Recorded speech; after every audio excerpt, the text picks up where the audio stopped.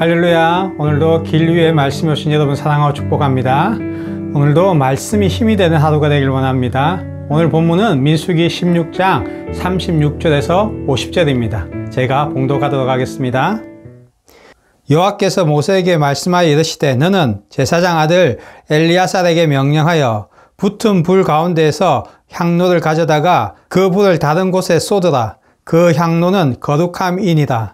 사람들은 범죄하여 그들의 생명을 스스로 해하였거니와 그들이 향로를 여호와 앞에 드렸으므로 그 향로가 거룩하게 되었나니 그 향로를 쳐서 제단을 싸는 철판을 만들라. 이스라엘 자손에게 표가 되리라 하신지라. 아멘.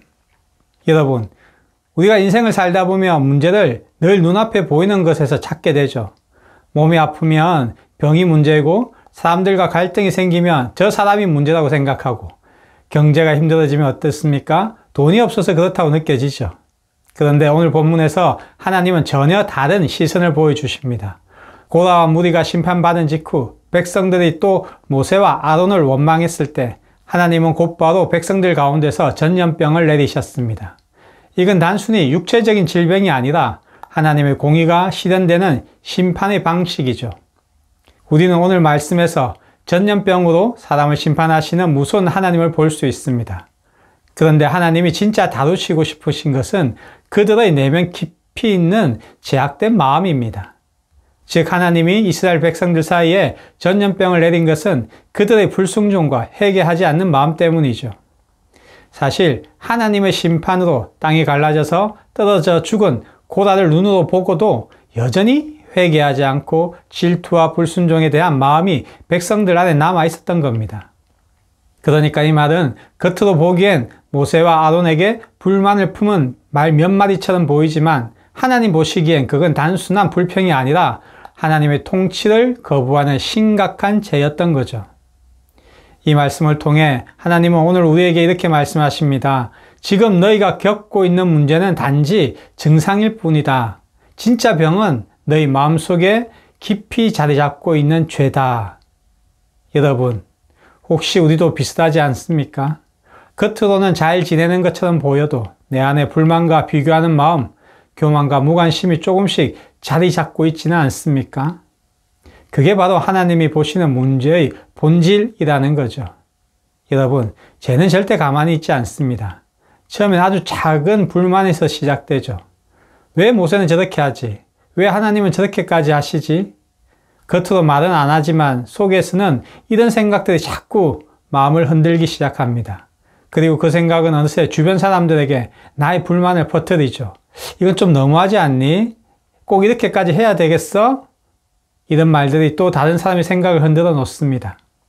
이렇게 죄는 조용하게 그러나 분명하게 사람들의 생각과 마음속으로 퍼져나가죠. 오늘 본문에서도 백성들은 고라의 무리가 심판받는 걸 보았죠. 그런데도 어떻게 반응했습니까? 당신들이 여호와의 백성을 죽였다 하며 모세와 아론을 원망합니다. 그런데 이게 좀 이상하지 않습니까? 사실 모세와 아론이 백성을 죽였나요? 아니죠. 하나님이 심판하신 거잖아요. 그런데 왜 그들은 그 심판을 모세의 탓으로 돌렸나요? 그 이유는 한 가지입니다. 죄는 이성을 마비시키고 진실을 보지 못하게 감정을 더욱더 자극시키기 때문이죠.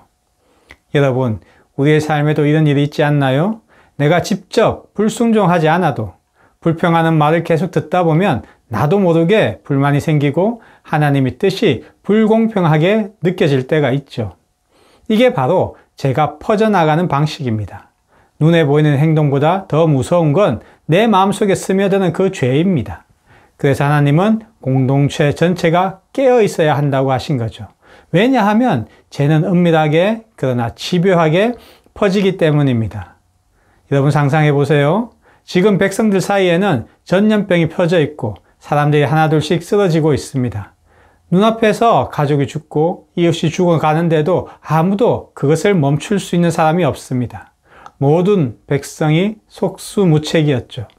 그런데 그 순간 아론이 일어나 향로를 들고 달려갑니다. 죽은 자와 살아있는 자 사이에 바로 그 경계선에 서서 기도를 합니다. 다시 말해 죽음의 흐름을 몸으로 막아선 거죠.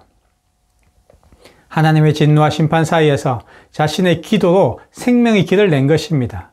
그 순간 하나님의 분노가 멈춥니다. 그리고 죽음이 멈추고 생명이 다시 숨쉬기 시작합니다. 여러분, 이게 기도의 힘입니다. 이게 중보자의 기도입니다. 지금도 마찬가지죠. 우리 가정을 흔들고 교회가 어려워지고 세상이 점점 더 혼란해지는 그 자리에서 우리는 아론처럼 기도의 향로를 들고 있어야 하는 것입니다. 하나님, 이 공동체를 살려주세요. 하나님, 자녀들을 붙잡아 주세요. 하나님, 이 민족에게 다시 긍휼을 베풀어 주세요. 여러분, 기도는 죽음의 줄기를 끊어내고 죄의 흐름을 막는 가장 강력한 방법입니다. 여러분, 여기서 우리가 한 가지 생각해 볼 것이 있죠. 죄를 이긴다고 하면 뭔가 특별한 영적 체험이나 오랜 금식 기도 같은 거창한 걸 생각하기 쉽잖아요. 그래서 사람들은 특별한 영적 체험을 위해 기도받으러 찾아다닌다고들 많이 하죠. 그런데요, 사실 우리를 죄로부터 지켜주는 힘은 정말 사소하고 평범한 일상 속에 있는 습관들입니다. 이런 습관들을 어떻게 내 몸에 익혀서 살아갈 것인가가 아주 중요하죠. 아침에 일어나서 제일 먼저 핸드폰을 들기 전에 그날 하루의 말씀 한 구절을 떠올려 보세요. 요즘 핸드폰 앱들이 좋으니까 오늘의 말씀을 보는 것도 좋고, 아니면 머리맡에 붙여둔 짧은 말씀 구절 다시 한번 눈에 담아 보는 것도 좋습니다. 이런 작은 습관 하나하나가 그날 하루, 그리고 죄의 유혹 앞에서 하나님이 오늘 내게 주신 마음은 이거였지 하고 죄보다 말씀을 먼저 앞에 두게 되는 거죠. 하나님은 우리 일상 속에서 함께 계시기에 우리가 삶의 한가운데서 그분을 잠시라도 떠올릴 때 그걸 기뻐하시는 분이십니다. 여러분, 이처럼 경건은 거창하거나 부담스러운 게 아닙니다. 말씀 한 줄, 짧은 기도 한마디, 마음을 돌아보는 잠깐의 고요한 시간들, 이런 것들이 쌓여 우리를 죄에서부터 지켜주는 힘이 됩니다. 죄는 조용히 스며들지만 그 죄를 막는 것도 우리의 조용한 습관과 작은 매일의 경건함이라는 것을 기억하시기 바랍니다. 회개하고 기도하는 자는 모두 생명의 편에서 살리셨습니다. 여러분도 그렇게 가정과 직장에서, 교회에서 작은 기도의 향로를 들 수 있습니다. 꼭 거창한 기도가 아니더라도 괜찮죠. 하나님, 오늘 하루만은 죄의 길목에서 멈추게 해주세요. 하나님, 제 안의 교만과 불평을 다스려 주세요.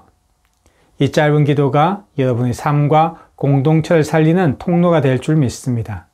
함께 기도하시겠습니다. 하나님 아버지, 감사합니다. 우리가 죽음의 길 위에서 그 죽음을 끊는 중보자로 세워주심에 감사합니다. 죽음과 생명의 길에서 우리가 그 경계선에 서서 사람을 살리고 생명을 다시 이어주는 그 귀한 직임을 잘 감당할 수 있는 길 위의 가족 모두가 되게 하여 주시옵소서. 감사드리며 예수님 이름으로 기도드렸습니다. 아멘. 하나님을 알지 못하는 세상은 온통 죄로 가득하죠. 그러니 믿는 사람들이 세상에서 일하는 게 쉽지 않죠. 그러나 하나님은 그런 우리에게 사명을 주셨잖아요. 바로 죄가 만연한 곳에 기도하는 겁니다. 누군가 죄로 덮인 곳에서 하나님을 향해 기도할 때 그 한 사람을 통해 하나님은 그곳에서 죄를 끊으시고 우리를 다시 하나님의 자녀로 회복시키시는 거죠. 어두운 곳에서 빛을 드러내는 한 사람을 하나님은 오늘도 찾으시고 그 사람에게 축복 주시길 원하십니다.